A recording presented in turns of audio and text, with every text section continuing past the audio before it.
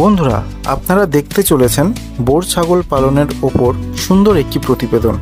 Video শুরুতেই একটু বলে দিই, যারা যারা ছাগল পালনের ট্রেনিং নিতে ইচ্ছুক, আগামী 10, 11 ও 12ই অক্টোবর হিঙ্গলগঞ্জে অনুষ্ঠিত ট্রেনিং প্রোগ্রামে অংশগ্রহণ করতে পারেন। থাকা ও খাওয়ার সুবন্দোবস্ত রয়েছে। ট্রেনিং শেষে ভারত সরকারের নীতি আয়োগ দর্পণ স্বীকৃত সৃজন সংস্থা থেকে সার্টিফিকেট দেওয়া হবে। যোগাযোগ নাম্বার 8972391171।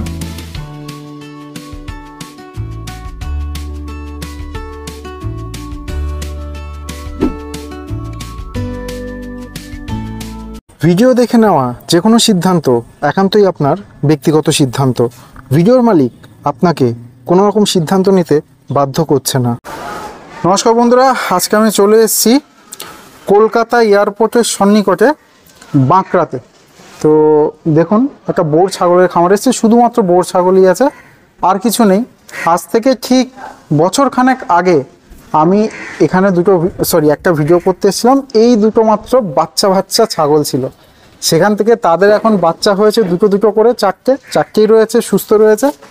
আর এই যে এরা কিন্তু দ্বিতীয়বার করে প্রেগনেন্ট। এবার যিনি খামারির মালিক রয়েছেন সে দাদার সঙ্গে পরিচিত হব এবং বোর ছাগল পালন সম্পর্কে একটু জেনে নেব। দাদা নমস্কার। হ্যাঁ নমস্কার। কেমন আছেন দাদা? ভালো আছি দাদা। আচ্ছা বল। এর আগের বার এসেছিলাম, আপনাকে পাইনি। আমি নিজে একটা প্রতিবেদন করে চলে গেছিলাম। এখানে একটা ভাই ছিল, তো ভাই একটু দাম সম্পর্কে আইডিয়া বলেছিল, সে বোধহয় আপনাকে চেনে জানে। হ্যাঁ, তো আমাকে বলেছিল তো যে এই দুটো বাচ্চা অবস্থা আপনি কিনেছিলেন 31 করে 62,000 টাকায়। 62,000 সঠিক? হ্যাঁ হ্যাঁ সঠিক। এত দাম দিয়ে দুটো বাচ্চা এনেছিলেন, মনে সাহস হয়েছিল? মনে সাহস না, শখ। অন্য ছাগল পুষতাম কিন্তু তাতে কোনো ডেভেলপ দেখিনি। আচ্ছা, এই ছাগলটা ডেভেলপ আছে দেখলাম, দেখে আর কি নিয়ে এসছি। ওকে, কোথা থেকে এনেছিলেন দাদা?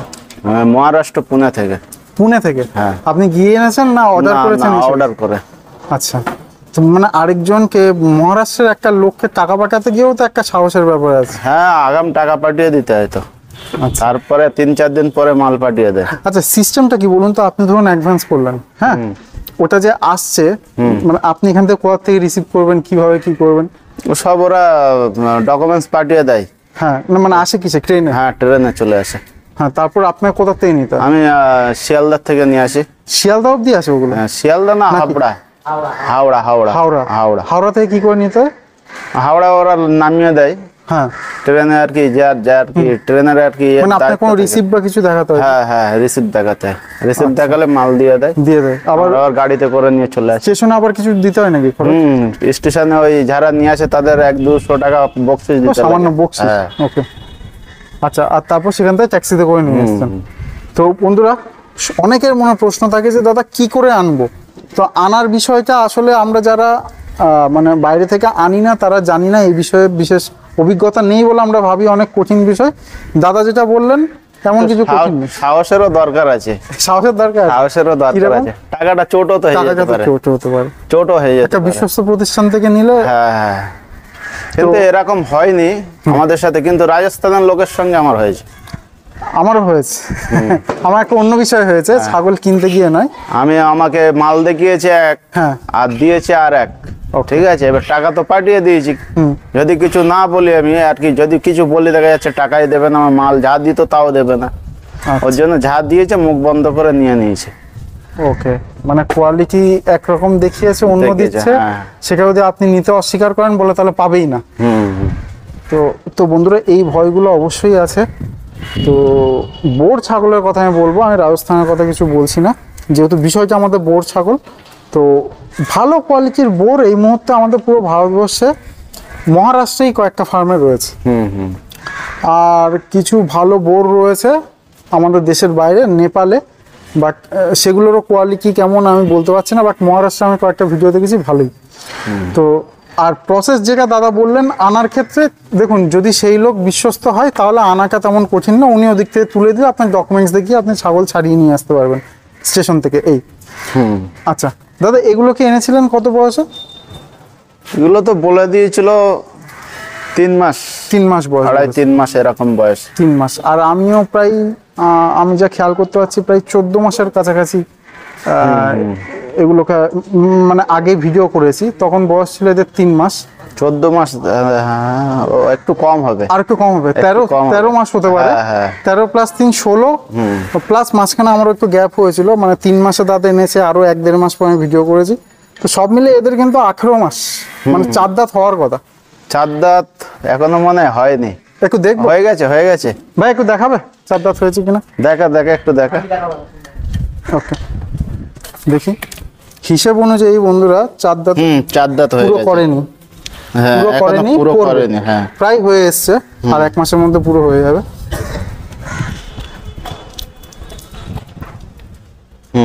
এ করেছে, এর একটু বাকি, এর মাসখানেকের মধ্যে হয়ে যাবে। তাহলে দাদা এই বাচ্চা দিল কবার? একবারই বাচ্চা দিয়েছে, আর দ্বিতীয়বার প্রেগন্যান্ট গ্রামীণ। তাহলে বন্ধুরা একটা জিনিস তো বোঝা যাচ্ছে, অনেকেই মানে যখন আগে আমি ভিডিওগুলো করেছিলাম বছরখানেক বা 13 মাস আগে, তখন অনেকেই আমার ভিডিওর নিচে এসে বলেছেন এইসব ছাগল আমাদের এখানে হবে না, তারপর হচ্ছে ছাগলের ভালো গ্রোথ হবে না, কেউ কিনতে চাইবে না। অনেক রকম, দেখুন কেনা তো পরের কথা, সবার আগে হচ্ছে তৈরি করা। তৈরিতে কোনো সমস্যা নেই, কারণ সে নির্দিষ্ট বয়সে হিটে এসছে। ভালো দুটো, এই দেখুন এই দুটো হচ্ছে ওর বাচ্চা, আর এর বাচ্চা হচ্ছে এই দুটো।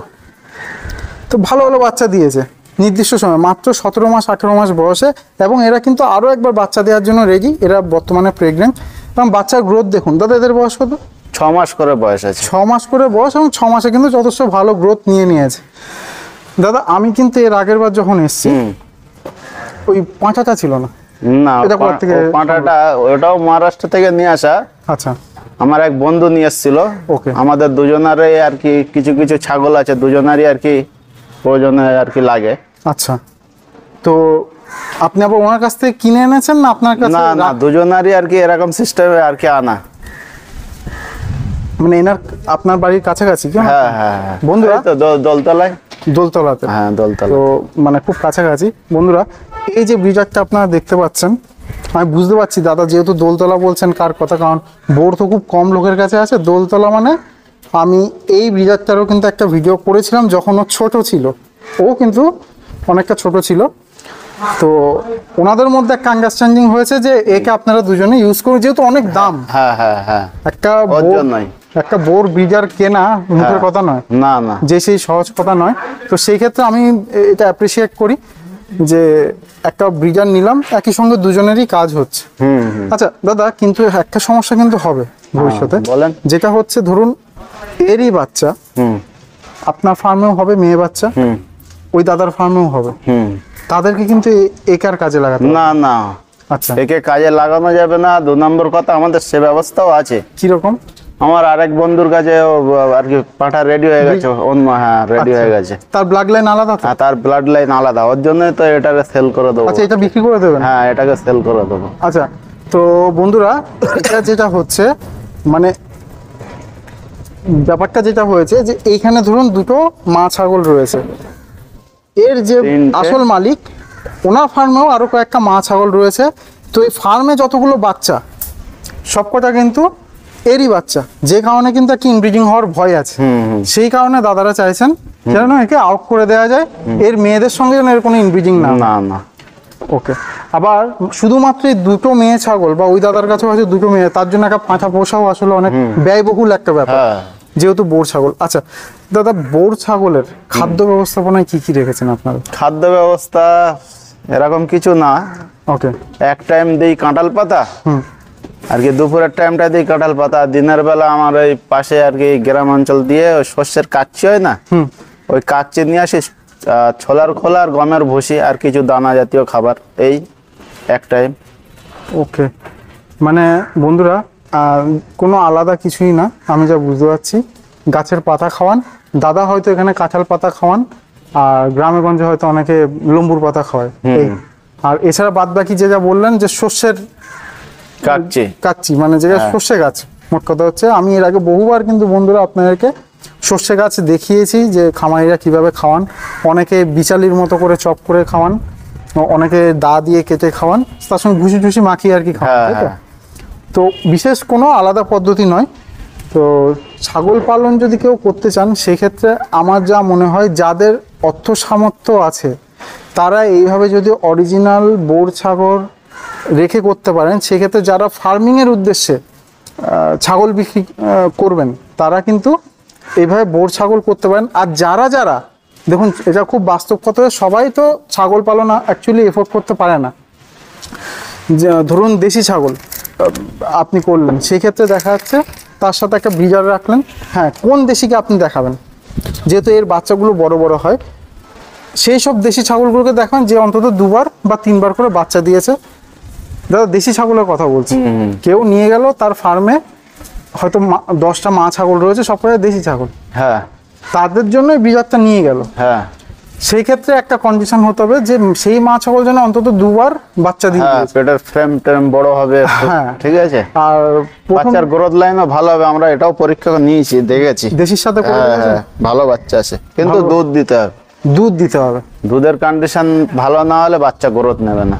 এইটা আমার খুব ভালো লাগলো দাদা এই কথা বলে দিলেন যে এর যে বাচ্চাগুলো দেশির সঙ্গে আসবে, কেন এদের একটা খাবার একটা চাহিদা আলাদা রকম, কি যা দেবেন তাই তো খাবে, সঠিক, ঠিক আছে, কলা পাতা থেকে শুরু করে সব খায়, কিন্তু ছোট অবস্থায় দুধের যোগানটা দিতে হবে। হ্যাঁ, 3 মাস একটু দুধের যোগানটা দিতে হবে। কারণ দেখা যাচ্ছে দেশি ছাগলের ক্ষেত্রে যেই দুধ হয় সেই দুধ কোনো খামারির, যদিও যারা ছাগল পালন ভালো করতে জানেন তাদের দুধের অভাব হয় না। দেশির সঙ্গে দেশির যদি মেটিং হয় তাতে যে বাচ্চা হয়, মানে পিওর দেশি বাচ্চা হলে সেক্ষেত্রে দেশির দুধেই কিন্তু দেশি বাচ্চা তৈরি হয়ে যায়। কিন্তু যদি বোরের সঙ্গে ব্রিড করান তার বাচ্চাটা একটু বড় হবে, স্বাভাবিকভাবে তার দুধের প্রয়োজনও বেশি হবে। তো দেশির দুধে সেক্ষেত্রে হবে না, আলাদা করে ফিট করাতে হবে, দুধ দিতে হবে।